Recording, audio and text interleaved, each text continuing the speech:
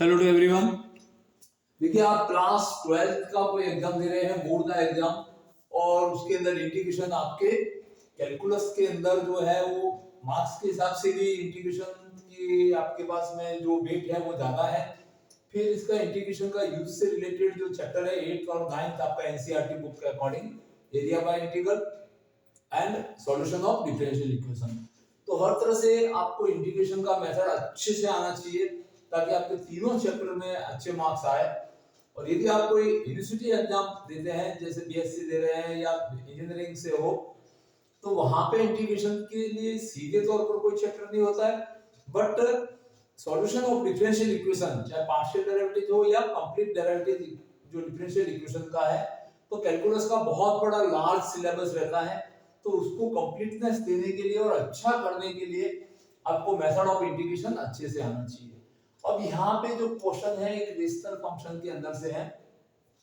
तो जैसा कि पिछले वीडियो में इसका रूल बताया गया था, सबसे पहले आपको न्यूमरेटर और डिनोमिनेटर में पावर चेक करनी है। दैट मींस यहाँ पे देखते हैं जो हाईएस्ट पावर है इन न्यूमरेटर, तो यहाँ पे देखते हैं x की पावर 2 है, और पावर इन डिनोमिनेटर, तो डिनोमिनेटर में भी x इस x को मल्टीप्लाई करेगा तो 2 पावर है। तो मैंने आपको बताया था पिछले वीडियो में, अगर न्यूमरेटर की पावर डिनोमिनेटर की पावर के इक्वल या बड़ी हो तो सबसे पहले आपको पार्शियल कोएफिशिएंट नहीं करना है, डिवाइड एट फर्स्ट। आपको सबसे पहले डिनोमिनेटर से न्यूमरेटर को डिवाइड करना है। अब इसको डिवाइड करना है तो थोड़ा इसको अरेंज कर सकते हैं। एक नेगेटिव न्यूमरेटर से कॉमन लेते हैं, एक डिनोमिनेटर से, तो ये ऐसी स्थिति बन जाएगी, माइनस कॉमन ले लिया, दैट मींस x² - 1 dx, और एक नेगेटिव आपने डिनोमिनेटर से भी कॉमन ले लिया, तो यहाँ पे ये टर्म जो 2x - 1 हो जाएगी, और ये x से यहाँ से एक नेगेटिव कॉमन लिया तो इस नेगेटिव को पॉजिटिव बना देगा। अब x को मल्टीप्लाई करेंगे तो इंटीग्रेशन आपका इस तरह से दिखेगा, x² - 1 dx, और डिनोमिनेटर में 2x² - x। अब अपन देखते हैं यहाँ पे क्या होता है। यहाँ पे 2 पावर है, यहाँ पे भी 2 पावर है, इक्वल पावर है, तो इससे इसको डिवाइड करना है। तो डिवाइड करने के लिए क्या किया जाए कि इसके न्यूमरेटर को भी 2 से मल्टीप्लाई किया जाए और इसको पूरे को 2 से डिवाइड किया जाए। दैट मींस ये इंटीग्रेशन अब आपको इस फॉर्मेट में आ जाएगा, 2x² - 2 dx, और इसके डिनोमिनेटर में 2x² - x। अब सेम पावर हो गई तो इससे आपको क्या करना है, डिवाइड करना है। तो इस टर्म से इसको डिवाइड करने के लिए अपन देखते हैं, यहाँ पे एक जनरल डिवाइडेशन करते हैं, 2x² - x से आपने 2x² - 2 को डिवाइड करना चाहते हैं तो वन टाइम डायरेक्टली डिवाइड हो जाएगा एंड -x, यहाँ से नेगेटिव प्लस x - 2। अब इस यहाँ पे बड़ी पावर है तो इसको डिवाइड नहीं कर सकते, तो आपका जो वैल्यू है वो 1 प्लस x - 2 और इसके डिनोमिनेटर में 2x² - x में चेंज हो जाएगा। दैट मींस ये जो इंटीग्रल है वो 1/2 इंटीग्रल ऑफ, यहाँ से आपके पास integration of 1 dx plus integration of x - 2 और इसके डिनोमिनेटर में 2x² - x dx में चेंज हो जाएगी। अब इसका 1 का इंटीग्रल तो अपन डायरेक्टली लिख सकते हैं, दैट मींस 1/2, और इंटीग्रेशन के अंदर 1 का इंटीग्रल x लिख दिया और प्लस इस पार्ट को यहाँ पे I1 मान देते हैं और इसको इक्वेशन नंबर 1 बना देते हैं। अब अपन इस I1 को अलग से सिंपलीफाई करेंगे, तो देखते हैं I1 का सॉल्यूशन अपने पास क्या मिलता है।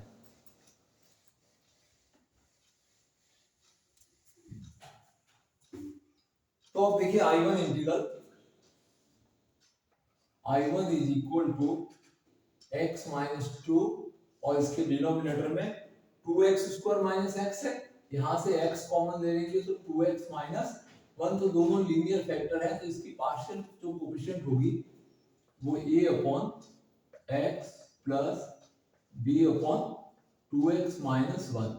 अब इसका एलसीएम लेके अपन कंपेयर कर सकते हैं, तो x * 2x - 1 यहाँ पे एलसीएम आ जाएगा, और a multiply 2x - 1 and plus b के साथ में x आ जाएगा। न्यूमरेटर में x - 2 है, दैट मींस आपको ये पोजीशन मिली, x - 2 डिनोमिनेटर तो कैंसिलेशन में चला गया, a times of 2x minus 1 and plus का bx। अब यहाँ से कैपिटल ए और बी को फाइंड करने के लिए अपन रैंडम वैल्यू रखते हैं at x is equal to 0। तो देखिए x 0 कर दिया यहाँ से, तो ये b टर्म हट जाएगी यहाँ से, ये टर्म भी 0 हो गई, तो -1 into a इज -a, और जो वैल्यू राइट में रखा है वो लेफ्ट में भी x की जगह रखते हैं।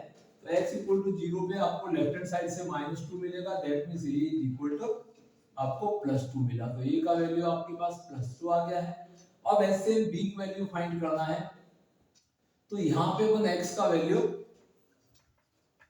1/2 रखते हैं, तो 1/2 रखेंगे तो ये पूरा फैक्टर 0 हो जाएगा, और यहाँ से b/2 आ गया, x की जगह पे 1/2 रखा, यहाँ पे भी 1/2 रखेंगे, तो 1/2 माइनस 2 रखते हैं, 2 is your LCM, then 1 - 4 is equal to -3/2। तो देखिए आपके पास इक्वेशन आई है b/2 इज इक्वल टू -3/2, और 2 से 2 कैंसिल हो गया, तो b इज इक्वल टू -3। अपन ने वैल्यू फाइंड कर लिया b का value.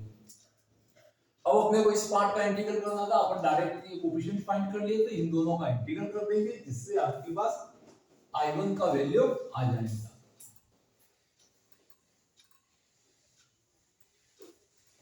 Now the value of integral I1 is equal to value of a is 2, then 2 dx upon x, and plus value of b is -3 dx, और इसके denominator में 2x - 1, 2 log of x, the integral of 1 upon x is log x, and -3 log of 2x - 1 plus constant c दे सकते हैं, and coefficient है यहाँ पे देखिए, linear factor को आप जब भी इंटीग्रल करते हैं तो x का कोएफिशिएंट 2 है, वो डिवाइडर ऑफ द टर्म बन जाएगा।